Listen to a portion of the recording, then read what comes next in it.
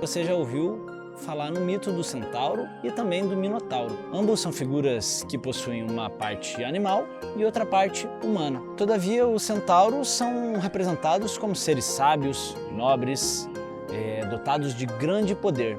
E com frequência eles são professores, grandes professores, como o mito de Quiron, que foi professor de Hércules, de Ajax e do próprio Aquiles. Já o Minotauro são monstros, são seres que não têm controle sobre si próprios, são seres perigosos que devem ser evitados. Inclusive no mito de Minotauro, ele foi trancafiado dentro de um labirinto justamente por representar um grande perigo para aqueles que estavam ao seu redor. Ambos possuem uma parte humana e uma parte animal. Mas qual a diferença? A diferença é que a parte animal do centauro está da cintura para baixo e está sendo comandada pela parte humana. Já no Minotauro, nós temos o inverso. Nós temos uma cabeça de um touro com o corpo de um homem.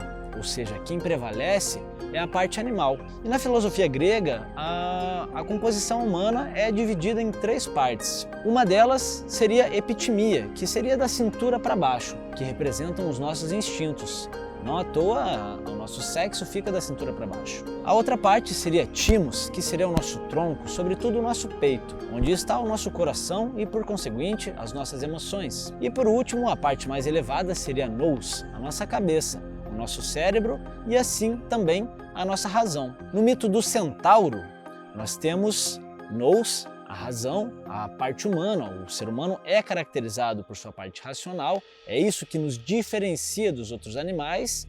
E no centauro nós temos nous comandando timos, as emoções, e epitimia, os nossos instintos. Já no caso do minotauro é o oposto, é quando nossa parte animalesca assume o lugar da razão.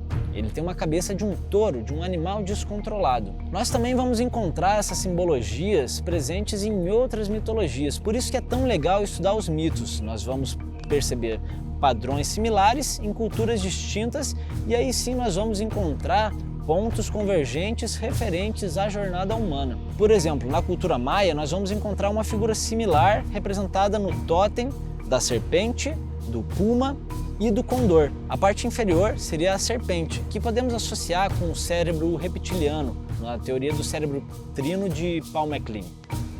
A nossa parte menos desenvolvida, a parte mais primitiva do nosso cérebro, que está relacionada com os instintos. Já o puma representa a evolução do nosso sistema límbico, relacionado aos mamíferos, animais de sangue quente, quando o nosso cérebro teve uma evolução, um aprimoramento e se tornou mais complexo.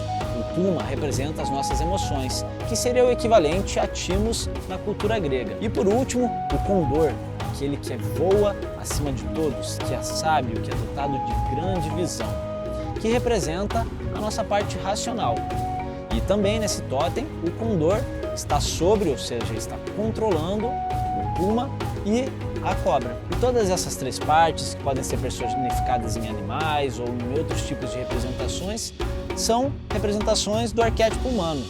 Mas nenhuma dessas partes está exclusa de nós. É um erro muito grande a gente tentar negar os nossos instintos, que é um erro que a gente faz sobretudo aqui no Ocidente, onde a gente dá um valor excessivo à razão, que sim detém o seu valor, mas que não é a única parte que nos compõe.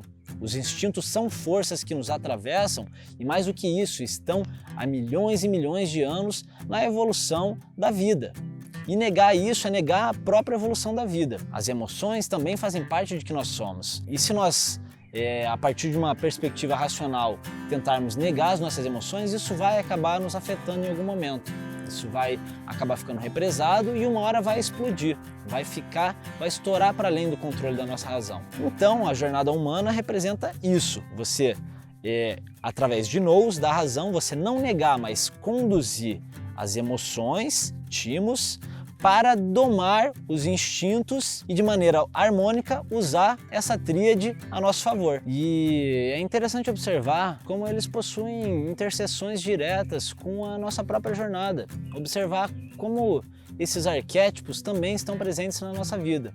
Por exemplo, no mito de Minotauro, essa parte animalesca está presa dentro de um labirinto, que também, sendo representação dos nossos instintos, representa a nossa parte inconsciente. E Teseu, o herói, ou seja, a nossa parte humana, ele adentra voluntariamente o labirinto para derrotar o Minotauro. E, para não se perder no labirinto, ele recebe de Ariadne um presente que vai ajudar ele nessa missão, um novelo de lã que vai ajudar ele a não se perder e encontrar o caminho de volta. Esses presentes, essas ajudas inesperadas, são muito comuns em todos os mitos na jornada do herói e vão sempre representar a virtude, aquilo que nos conecta ao divino, aquilo que nós temos de transcendental, que podem ser usados para derrotar os nossos inimigos, os nossos monstros, os nossos dragões e as nossas sombras, que nada mais são do que aspectos internos. Esses monstros, esses obstáculos, eles acabam sendo sempre internos. E no mito do Minotauro não é diferente. Essa jornada pelo labirinto é a jornada humana do encontro da nossa parte inconsciente com a consciente. E esse novelo de lã, que nos permite não nos perder nesse labirinto, seria o fio da própria consciência. Todavia, esse encontro, cedo ou tarde, tem que acontecer, senão nós teremos que continuar sacrificando partes nossas para o nosso Minotauro, para o nosso monstro, para a nossa parte que não foi reconhecida, domada e acolhida.